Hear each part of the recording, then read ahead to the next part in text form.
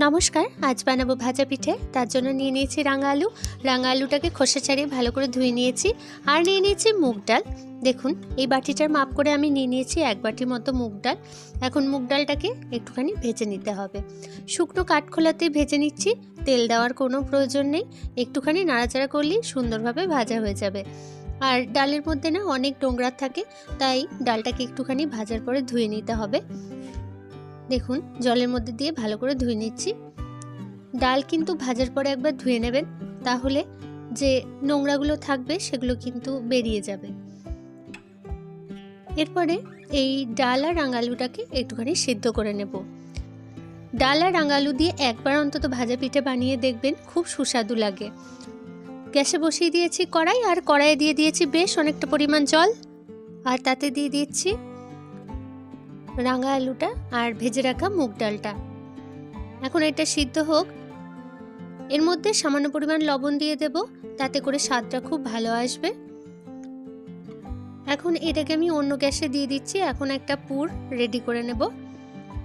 কড়াইটা আমি অন্য গ্যাসে দিয়ে দিই, আর একটা অন্য কড়াইয়ের মধ্যে আমি একটা পুর রেডি করে নেব। পিঠে বানাতে যে পুরটা লাগে সেই পুরটা। এর জন্য দিয়ে দিচ্ছি 2 বাটি মতো কুড়ানো নারকেল, আর দিয়ে দিচ্ছি খেজুরের গুড়। এখানে আমি 150 গ্রাম মতো খেজুরের গুড় নিয়েছি। এখন গ্যাসের ফ্লেমটা কিন্তু একদম বন্ধ আছে। গ্যাসের ফ্লেমটা বন্ধ রেখে গুড়, চিনি আর নারকেলটাকে ভালো করে মিশিয়ে নেবেন। গ্যাসের ফ্লেম অন করে দিলে কিন্তু নারকেলটা তলা থেকে পুড়ে যেতে পারে। এখন দিয়ে দিচ্ছি 100 গ্রাম মতো চিনি। এরপরে ভালো করে এটাকে নেড়েচেড়ে মেখে নিতে হবে। ভালো করে মেশানো হয়ে গেলে গ্যাসের ফ্লেমটাকে অন করে দেবেন। দেখুন, অনেকটা কিন্তু মিশে গেছে। এরপরে আমি গ্যাসের ফ্লেমটা অন করে দিচ্ছি। গ্যাসের ফ্লেম অন করে নিয়ে অনবরত নাড়াচাড়া করে যেতে হবে, তাহলে করে আর তলায় লেগে যাবে না, আর সুন্দরভাবে পাকটাও কিন্তু হয়ে যাবে।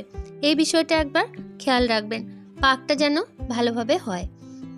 গুড়ের মধ্যে যদি জল থেকে যায় তাহলে কিন্তু হবে না। এখন দেখুন, রেডি হয়ে গেছে পুরটা। 5-7 মিনিটের মধ্যেই কিন্তু পুরটা রেডি হয়ে যাবে।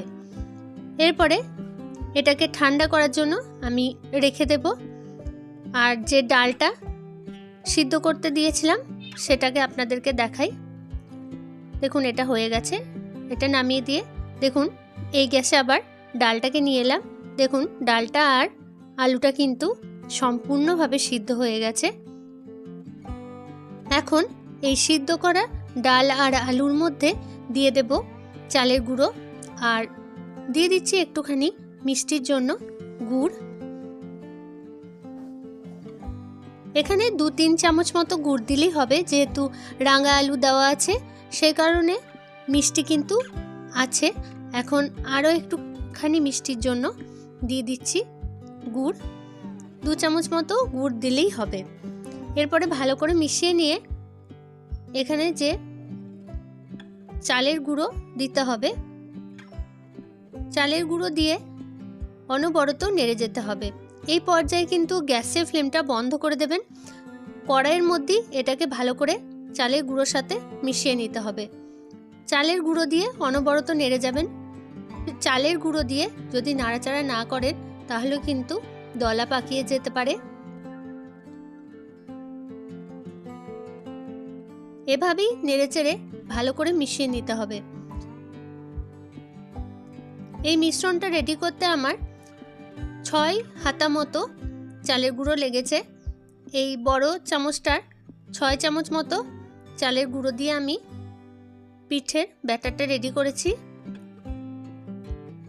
দেখুন, এইভাবে নাড়াচাড়া করলেই সুন্দর ডো কিন্তু রেডি হয়ে যাবে। এই পর্যায়ে কিন্তু গ্যাসের ফ্লেমটা বন্ধ আছে। ঠান্ডা হয়ে গেলে অনেকটাই শক্ত হয়ে আসবে। দেখুন, আমি নামিয়ে নিয়েছি। দেখুন, শক্ত হয়ে গেছে।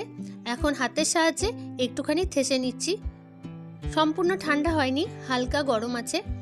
এই পর্যায়ে ভালো করে থেসে নিতে হবে। দেখুন, এভাবে ভালো করে থেসে নিলে কিন্তু একটা স্মুথ সফট ডো আপনার রেডি হয়ে যাবে।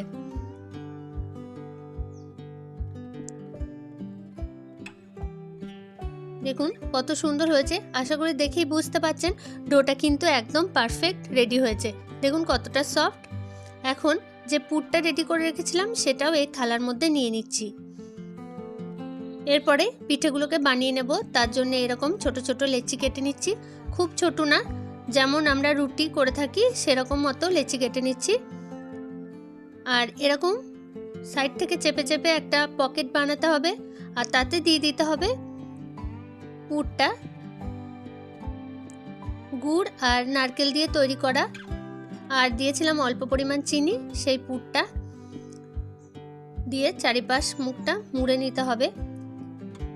যদি আপনারা খেজুর গুড় দিয়ে পুরটা না বানান তাহলে আপনারা এখানে একটুখানি এলাচ দেবেন। চিনি দিয়ে যদি পুরটা বানান বা আখের গুড় দিয়ে পুরটা বানান, সেক্ষেত্রে পুরটা বানানোর সময় একটুখানি এলাচের গুঁড়ো দেবেন, তাহলে খেতে ভালো লাগবে। এখন এভাবে চারিপাশ চেপে চেপে একটা পকেট বানিয়ে নিয়ে তার মধ্যে দিয়ে দিতে হবে পুরটা, আর মুখটাকে ভালো করে মুড়ে নিয়ে দুই পাশ একটুখানি চাপ দিলেই দেখুন সুন্দরভাবে পিঠেগুলো কিন্তু রেডি হয়ে যাবে। আশা করি বুঝতে কোনো রকম অসুবিধা হবে না। এবার গ্যাসে বসিয়ে দেবো একটা কড়াই দিয়ে দেবো বেশ অনেকটা পরিমাণ তেল, আর এক এক করে গড়ে রাখা পিঠেগুলো ভেজে নেব। এভাবেই বানিয়েছিলাম, খুব ভালো হয়েছিল খেতে। আপনারাও বানিয়ে দেখবেন, খুব ভালো লাগবে খেতে। সকলকে পরিবেশন করে খাওয়ান, খুব ভালো হয়েছিল। দেখুন খুব ভালো হয়েছিল খেতে। আর পুর ভরা ছাড়াও এই পিঠেটা বানিয়ে নিতে পারেন। পুর ছাড়া ছোট ছোট সাইজ করে বানিয়ে নেবেন, সেটাও খেতে ভালো লাগে। তাই বারবার বলবো বানিয়ে খান ও সকলকে খাওয়ান। ধন্যবাদ সকলকে ভিডিওটি দেখার জন্য।